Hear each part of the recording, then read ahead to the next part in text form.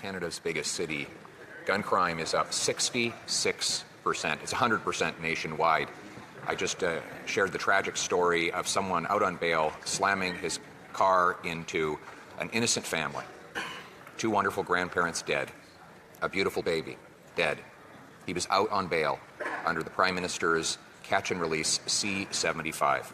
How many more will have to die before he repeals catch and release and brings jail, not bail, for repeat offenders? Catch and release. How did Justin Trudeau break Canada's justice system? Today I want to talk about Canada's broken justice system. This system that is returning criminals to our streets only for them to reoffend, sometimes with deadly consequences. I'll give you some examples. Bailey McCourt was murdered by her ex-husband just hours after he was released on bail following an assault conviction. A 54-year-old man was seriously injured during a violent home invasion. One of the suspects was actually on bail for robbery with a firearm and attempted murder. Imagine that. Those cases are all from 2025 too. A Kelowna City report revealed that 15 individuals accounted for 1,335 police files between 2024 and 2025, averaging 1 police contact every 4 days. Really hardworking criminals we're talking about here. So looking at all these crimes, what I wanted to know was, who thought this was a good idea? Who thought this was a good idea, this whole catch and release thing?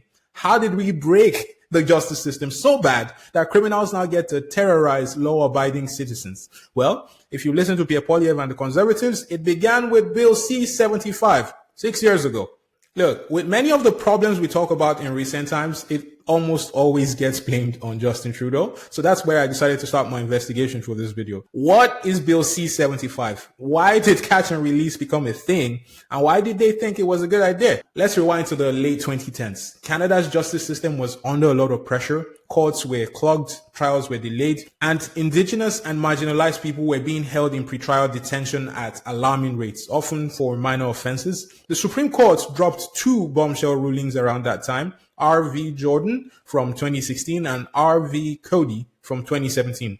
Let me tell you about these cases. In R.V. Jordan, the Supreme Court threw out a drug trafficking conviction, not because the evidence was weak, but because the trial took 49 months to complete. That's over 4 years, by the way. The court set strict ceilings of 18 months for cases in provincial courts and 30 months for cases in superior courts. If the trial takes longer than that, it is presumed to be unconstitutional, unless the Crown can prove exceptional circumstances. Then came R.V. Cody. This case reinforced R.V. Jordan and clarified what counts as a valid excuse for delays. The Supreme Court warned against blaming defense lawyers or routine scheduling issues. So basically, the Supreme Court said, no more excuses. Fix the system, and that's exactly what Trudeau's government tried to do with Bill C-75.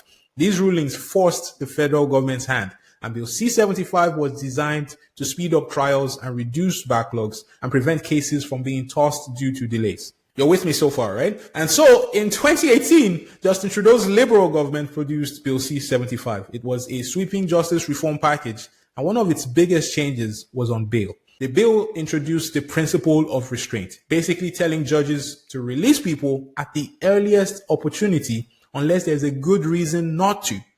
Sounds fair, right? Especially if you believe in the presumption of innocence. But also, Bill C-75 was crafted to comply with the Canadian Charter of Rights and Freedoms. And what did the bill get right? It respected Section 7 of the Charter of Rights and Freedoms, which is basically your right to life, liberty, and security, by discouraging unnecessary detention.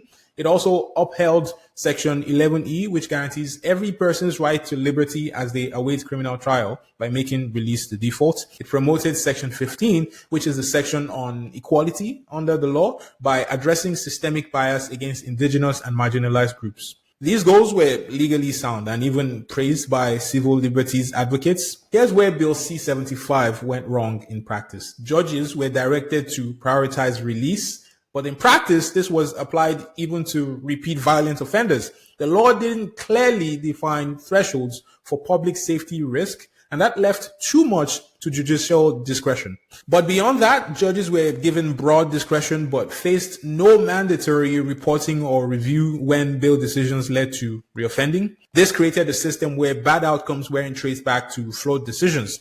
The lack of reverse onus for violent offenders was also problematic. Reverse onus is essentially a situation where the accused must prove why they should be released. It's reversed because typically the burden of proof is on the prosecution. The reverse onus was only applied in cases of intimate partner violence. Offenders with histories of gun violence, robbery, or assault often faced no such burden, which made bail easier to obtain even for violent offenders. So essentially, this law was ripe for abuse from the start. Vague language, lack of reverse onus provisions, and failure to distinguish between low-risk and high-risk offenders created many loopholes that criminals exploit today. But who could have seen that coming, eh? To be fair, conservatives actually warned this would lead to repeat offenders working free. They said that at the time. The bill was passed with most of the 184 Liberal MPs voting yes, and most of the 99 Conservatives MPs voting no. Look, all of that said, there is one thing the Conservatives have been kind of lying about, kind of massaging a little bit. And on this channel, we actually try to be fair. Look at this picture right here. This is a visual representation of the crime rates in Canada from 1962 to 2023. That's all the information I have so far. The dark blue is the total. Now check this out. It is interesting that police reported crime was actually higher during the Stephen Harper years compared to Justin Trudeau's decade. I couldn't believe it myself. I was so surprised when I saw this. But what about violent crime? That's what the Conservatives have been harping on about, right? That's just what they've been talking about. That's what they've been trying to get you to see all this time. Like, violent crime must be out of control. Well, it turns out that violent crime remained stable through the Harper years and the Trudeau years. There's not that much difference between the Harper years and the Trudeau years in terms of violent crime statistics. Police reported violent crime. Well, that doesn't really fit the picture that the violent crime is rampant in our streets that the Conservatives want you to believe. So why does it feel worse though? Why does it feel like violent crime is on the rise? I think the most valid reason it feels worse is because there are a few hotspots. Cities like Surrey, Winnipeg, and Kelowna really give you that impression that violent crime is worse overall. In Surrey, Wally and Newton are probably the most violent neighborhoods with concentrated gang and drug activity. And that is really where the truth lies. There are just a few hotspots here and there that give you that impression, especially if you live in the big cities, that violent crime is on the rise. I mean, also social media just amplifies everything. It doesn't help that politicians keep drawing their attention to that all the time. It makes it look a lot more than it actually is. So, did Justin Trudeau really break the justice system?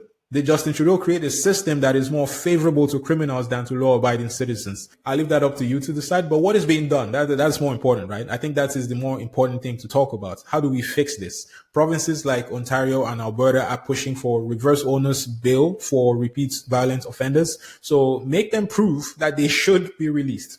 I don't mind that. I don't mind that at all. The federal government has also introduced Bill C-48 to tighten bail rules for gun and knife crimes. And interestingly, the Conservative Party has proposed the Jail Not Bail Act, which aims to roll back key parts of Bill C-75. I'm going to make a video for you guys about that actually. That will be the subject of our live show on Sunday, so join me for that. You'll like the angle I bring to that discussion. So subscribe before you leave. I'll see you next time. Take care, you guys.